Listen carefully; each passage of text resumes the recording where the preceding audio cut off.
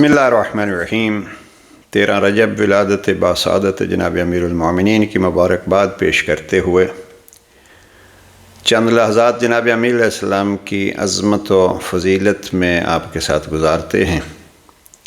جناب امیر علیہ السلام کو مولود کعبہ کہا جاتا ہے کہ آپ کی ولادت باسعادت بیت اللہ میں ہوئی۔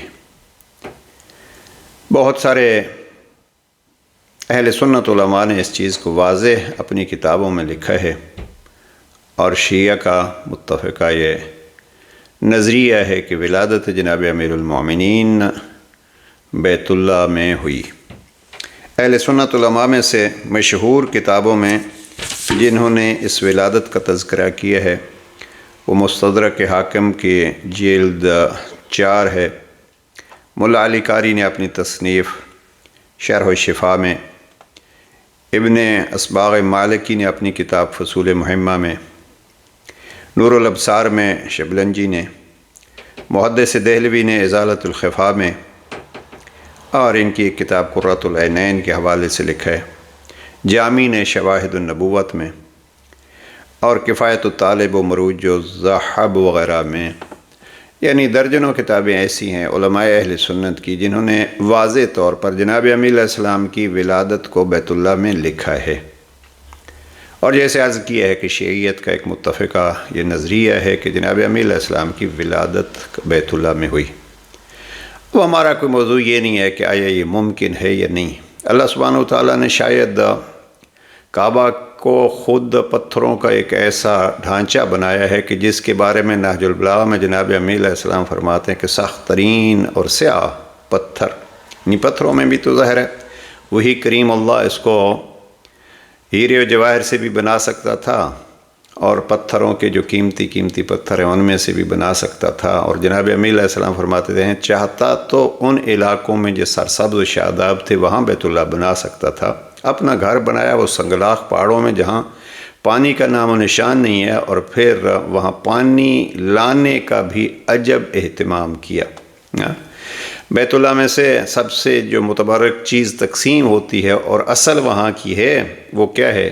وہ زمزم ہے، یعنی وہ پانی جو ایک اللہ کے نمائندے اور نبی اور جناب اسماعیل کے پاؤں کی رگڑ سے پیدا ہوا ہے۔ یہ ایک تفصیلی موضوع ہے، لہذا کوئی یہ سوچے کہ جی کیسے ہو سکتا ہے کہ کسی خاتون کے لیے دیوار شک ہو اور وہ بیت اللہ میں آئے؟ تو یہ چیزیں بحث کرنے کے بجائے اتنا عرض ہے کہ جب اتنے بڑے علماء نے لکھا ہے تو کچھ اس میں ہوگا۔ لیکن میں اکثر جناب امیر علیہ السلام کے ان فضائل کو پتھروں کے حوالے سے یہ نہیں عرض کیا کرتا۔ عظمت ہے اور ایک مقام ہے، لیکن اس کو سمجھنے کے لیے آپ ذرا کعبے کو دیکھیں، کعبے کے اپنے پتھر دیکھیے۔ کعبے کے ایک کونے میں حجر اسود جیسا ایک پتھر رکھا ہوا ہے جس میں لوگ زور لگاتے ہیں کہ ہم اس کو چوم لیں۔ علامہ شیخ عباس قمی نے سفینۃ البحار میں ایک بڑا خوبصورت جملہ لکھا ہے کہ یہ حجر اسود کو چومنے کی وجہ کیا ہے اور یہ کیوں اتنا اللہ سبحانہ و تعالیٰ کے نزدیک کا اہمیت رکھتا ہے۔ اس لیے کہ یہ پہلا پتھر ہے جس پتھر نے رب کی ربوبیت کا، مصطفیٰ کی نبوت کا اور علی کی ولایت کا اقرار کیا۔ اور پھر دوسرے کونے میں آپ چلے جائیے تو وہ حجر یمانی اس کو بوسے دیے جا رہے ہیں اور اس کی اپنی اہمیت ہے۔ تھوڑے آگے چلیے جائیے تو حجر اسماعیل، وہاں دعائیں قبول ہوتی ہیں۔ وہاں کیا ہے؟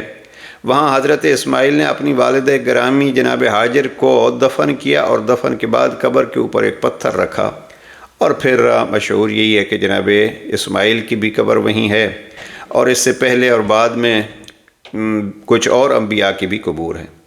یہ 3 کونوں میں حجر اسود ہے، رکن یمانی ہے اور حجر اسماعیل ہے۔ اب یہاں پتھروں کے اس مختلف مقامات میں ایک جگہ ایسی ہے جہاں جناب امیر علیہ السلام کے لیے دروازہ بنا۔ میں اس کا خلاصہ یوں کیا کرتا ہوں کہ یہ جناب امیر علیہ السلام تو ابھی پیدا ہی نہیں ہوئے تھے، تو جناب امیر علیہ السلام کی عظمت اس کو میں نہیں بیان کیا کرتا۔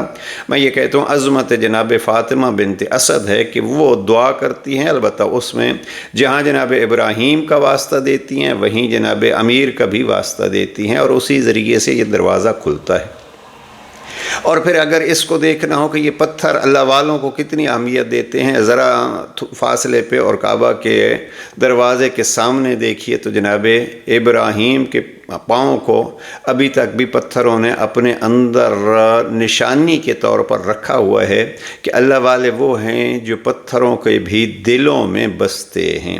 تو جناب امیر علیہ السلام کی ولادت باسعادت اور یہ جناب امیر علیہ السلام کی عظمت کے حوالے سے میں کتاب مناقب لآل ابی طالب جناب علی ابن شہراشوب سے چند چیزیں عرض کرنا چاہتا ہوں، اور یہ نہج البلاغہ میں بھی جناب امیر علیہ السلام نے اپنے انداز میں بیان کی ہیں۔